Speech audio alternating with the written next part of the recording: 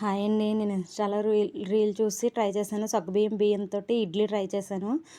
బియ్యం 1 కప్పు, సగ్గుబియ్యం అరకప్పు 3 అవర్స్ పాటు నానబెట్టేసుకోవాలి. వేరువేరుగా 2 కలిపి కాదు. మిక్సీ చేసుకున్నప్పుడు మాత్రం 2 కలిపి గ్రైండ్ కొట్టేసుకోవచ్చు కొంచెం గట్టిగాన. కావాలంటే తర్వాత వాటర్ ఏసుకోవచ్చు. గ్రైండ్ చేసిన తర్వాత ఈలోపు నేను చట్నీకి కూడా రెడీ చేసుకుంటున్నాను.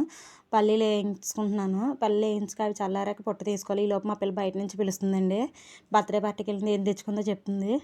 పల్లీలు తొక్క తీసుకున్న తర్వాత అందులో గుల్లపప్పు, కొబ్బరి, పచ్చిమిర్చి, కొంచెం జీలకర్ర, కొంచెం ఉప్పు వేసుకొని గ్రైండ్ చేసుకోవాలి. మెత్తగా గ్రైండ్ చేసుకోవాలి. గ్రైండ్ చేసుకున్న తర్వాత చట్నీ ఒక దాంట్లో తీసుకున్నానని. తర్వాత ఇడ్లీ పిండిలో కొంచెం బేకింగ్ సోడా వేసుకోవాలండి. ఆడుకున్న దాంట్లోనే మెత్తగా రావడానికి బేకింగ్ సోడా కొంచెం ఉప్పు వేసి కలిపేసుకున్నాను. దాన్ని కొంచెం పావుగంట సేపు పక్కన పెట్టాలి. ఈలోపు చట్నీ కూడా కొంచెం వాటర్ వేసుకొని గట్టిగా ఆడడానికి అయితే కొంచెం వాటర్ వేసి పలచగా కలుపుకున్నాను.